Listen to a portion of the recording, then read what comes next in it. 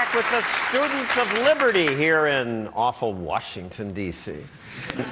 I'm a libertarian. Most of these students are libertarians. We tend to agree with conservatives when it comes to government spending, that government should spend less on social programs. But most of us agree with liberals when it comes to things like gay marriage or whether people should be allowed to smoke weed or to gamble.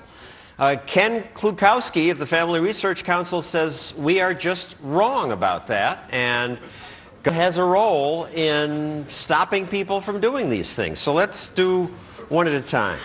The war on drugs. This is a good thing? Well, I think everyone should try and be a good steward of their own body and their own resources. Now, for example, my wife is a practicing emergency room physician, and she has patients every single day whose bodies are ravaged by behaviors that they didn't mean to get involved with, but chemically speaking, it just sucked them in, and it got worse and worse, and often, in fact, people die. There are serious public health consequences and the for hard drugs. And the law reduces that? It causes less violence, having a war on drugs? Well, I'll tell you, what you're looking at... But again, under our founding fathers, the states have an interest in trying to secure public health and public safety. This isn't about Advil or stuff like that. This is about stuff that, even in moderation, can put you in an altered mental state where you can for others. No one gets hopped up on too much Advil. How about sex work? Why can't adults rent out their bodies to somebody else, a prostitute? I mean, quarterbacks do it, boxers do it. Why can't women? Well, I think there's a real difference. They must all be fans of quarterbacks. I think there's a real difference in a person using their athletic ability and making a livelihood out of that. In contradistinction, I know that's a collegiate word, but these are college students, of a lifestyle that degrades an individual and reduces a commodity, especially in an intimate behavior, which is at the heart of procreation, at the heart of the family unit.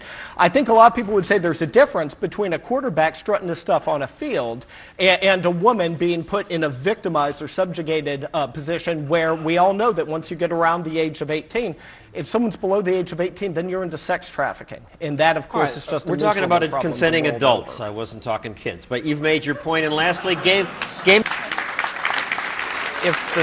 the state approves marriages between heterosexual people, why not gays? Well, the states are sovereign in that regard, and every chance that the states have had to speak in that regard, where the voters of the states, 30 of them have adopted constitutional amendments. It's not the tyranny of the majority, just because we have majority rule. Why can't...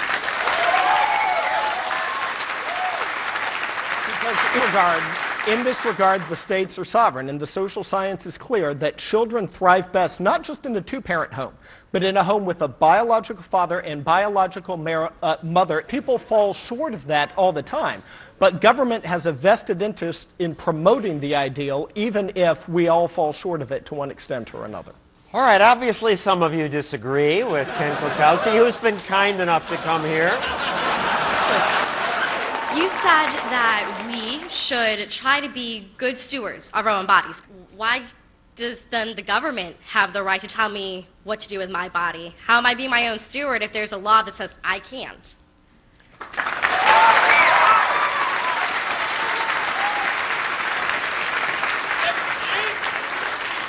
Well, there's a question in terms of what it is that you want to do. You live in a state, you get to vote people who make the laws under which you live. If you don't like it, you can vote them out. Hello, my name is Gilles Verstraeten. I come from the Catholic University of Leuven in Belgium. Now, there are a number of European... Belgium? Yes. Over there, okay. Yeah, far over. That Belgium. Now, there are a number of Europeans who have, to an extent, legalized the use of drugs. I'm thinking of Portugal, more well-known the Netherlands, and even my country to an extent as well. On the whole, a legalization seems to reduce problems with drugs. How do you feel about this? What do you think of these statistics?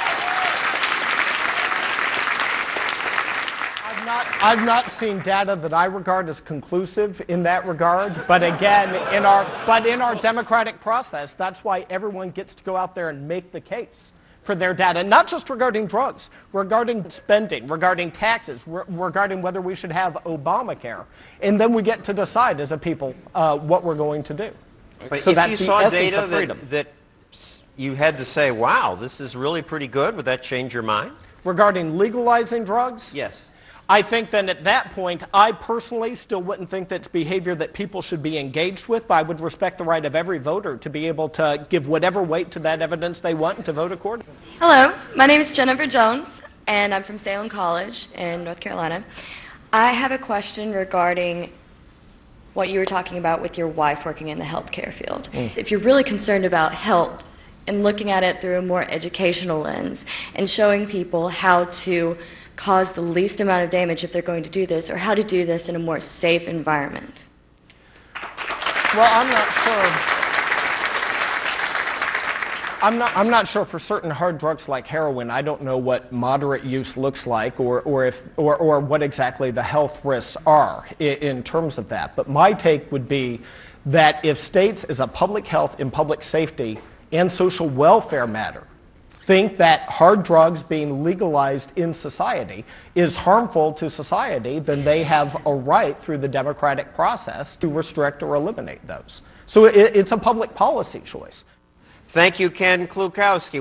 When we return, some people want to kill us, and that's why people say we have to have troops in Germany, Korea, all over Europe, and a war in Afghanistan, Iraq, maybe in Iran.